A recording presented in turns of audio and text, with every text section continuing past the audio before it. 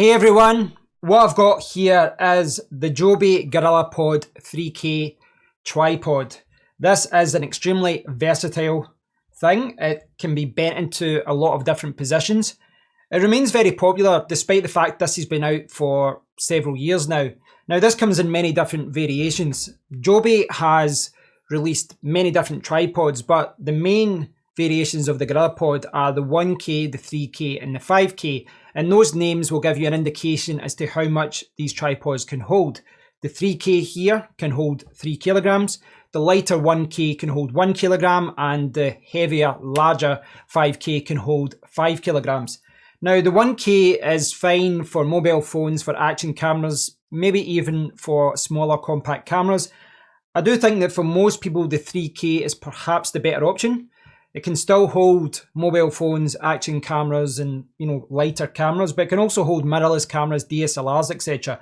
If you're putting more equipment onto it, perhaps a light, perhaps a microphone, you might want to gravitate towards the larger 5K, but of course the 5K is more expensive than the 3K, the 3K is more expensive than the 1K. Now this 3K retails around the £50 mark in the UK, about $60 or so in the USA.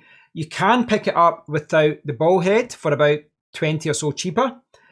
My advice would be just to get the ball head. Now, some of you might have different requirements. You might have a collection of ball heads already and you might not need this, but I think the ball head works really well with it. It's a really good ball head and yeah, it fits perfectly. It goes well with the design. I would say just jump up a little bit extra and get the full kit with the legs and the ball head. So I'll just give you a quick look as to what this is all about. Now you can see here I've kind of got it in traditional tripod mode right now. But the benefit of this is that this can be bent into any position, and you'll see a lot of YouTubers online using this kind of like a selfie stick because it can be bent into a lot of different positions. You'll see people also putting this around desks, around trees, around railings, fences, that type of thing. And you can see just the positions that I'm putting this into. Oh, that's not good. Which is a reminder that you have to get it balanced correctly. This can be put into a lot of different positions and it is extremely versatile. I mean, just look at the way that this is sitting down here. You can go really low. You can, obviously with the ball head, put it down like that. Just have to get the legs in the right position, which I do not.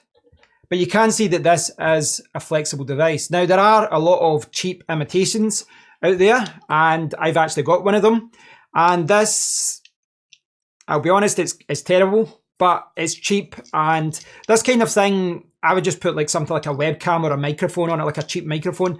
I wouldn't put anything expensive on this because yeah, it's just not as secure as something like this.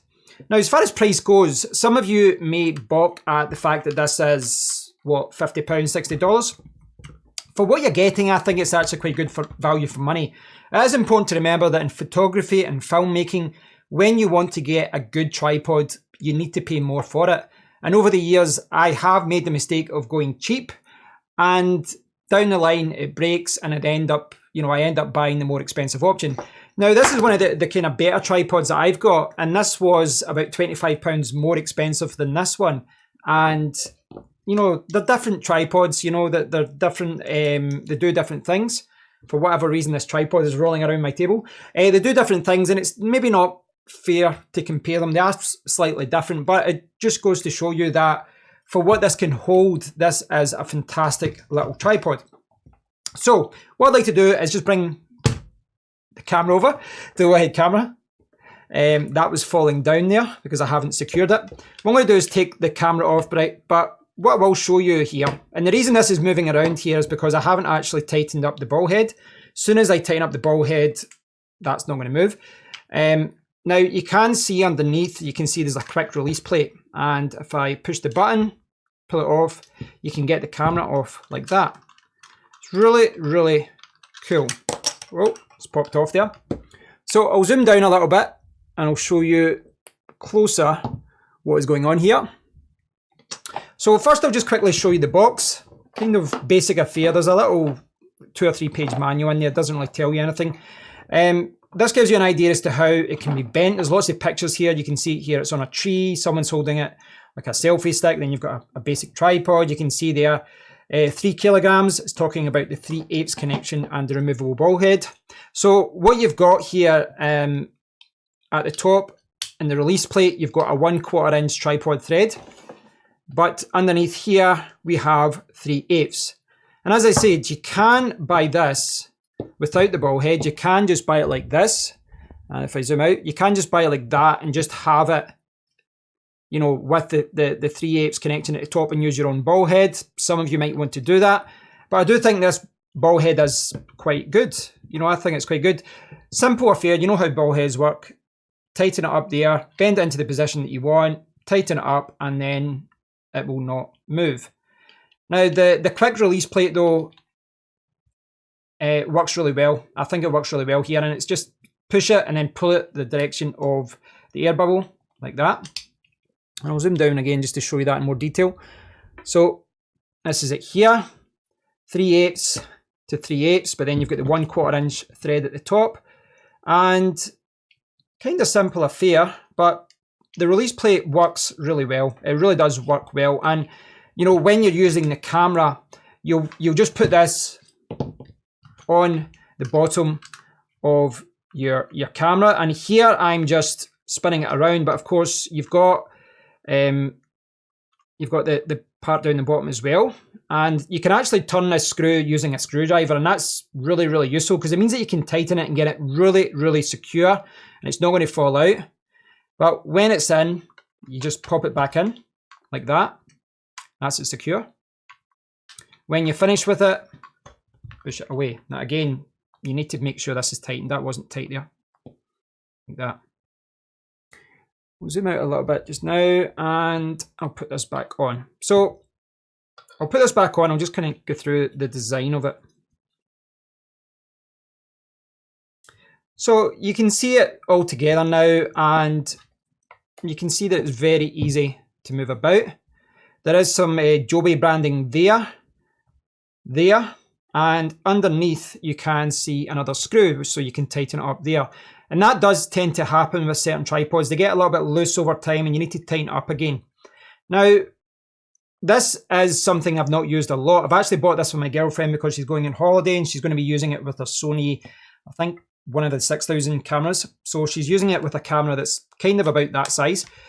Now, I've read a lot of reports that, you know, for the first year or so, this is fine, but over a couple of years, if you're using this all the time and constantly bending it, there are a lot of reports of these breaking over time, these balls breaking over time. So that is something to be aware of, but it's just the nature of this type of tripod. If you're putting this under a lot of pressure, you're putting a lot of weight on this, you're using it all the time, it's going to get the same wear and tear that other tripods do.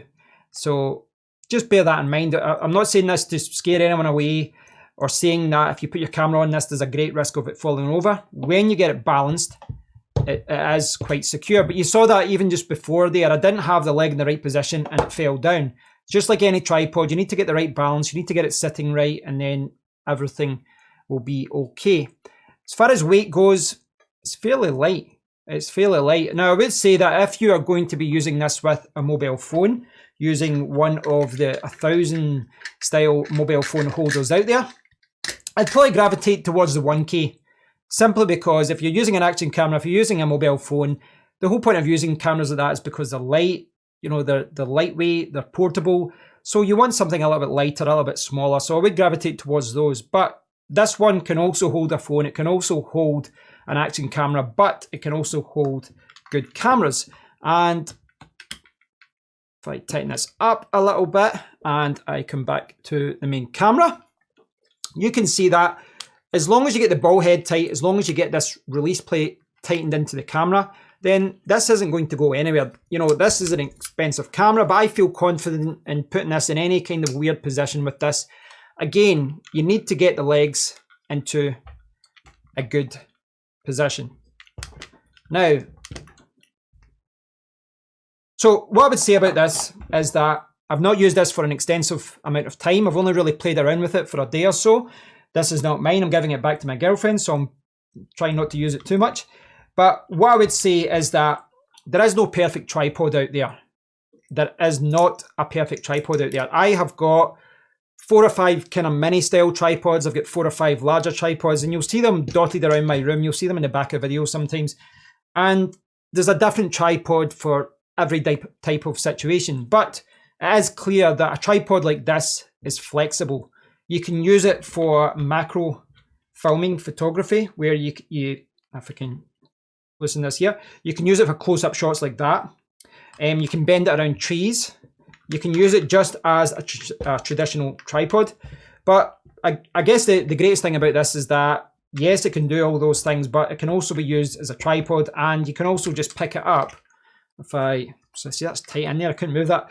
You can also just pick it up and just push the legs together and then go on the move. And this is why so many vloggers use this, because when you're vlogging, you can be walking around the house, you can be holding it like that, you can bend it towards you and hold it like that. And then when you want, you can just sit it down on a desk, a kitchen table, any way you want, and you can position the camera in any angle that you want.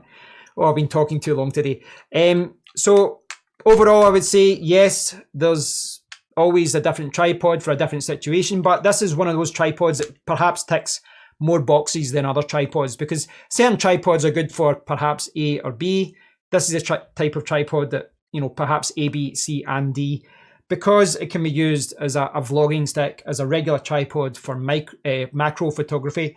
It's fairly portable, it's fairly light, but it can hold 3 kilograms as well. So I'd feel confident putting a microphone or a light on top of this as well. I'm sure it would hold the weight, as long as I don't put the legs in a funny position so that the balance goes off. But, you know, that's always going to happen. So can I recommend this? Yes, I think this is a good tripod. And it's something that I might pick up myself in the future. But again, as I was saying, this, I would say, is probably the right one for most people, because it's not too heavy, it's not too big, it's not too expensive. The 5K is more expensive. It can still do mobile phones and action cameras, and it can also do larger cameras like this. But if you don't need, you know, something like this, if you're someone that just uses a GoPro in your phone, I would gravitate towards the cheaper and lighter 1K. It just makes sense. Don't buy, you know, something that you don't need. Don't spend extra money on functionality that you don't need, especially when it comes to weight.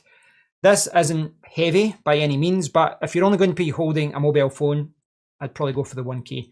Thanks for watching, guys. Overall opinion is this is a great little tripod. Not perfect, nothing is, but yeah, it is something that I can recommend.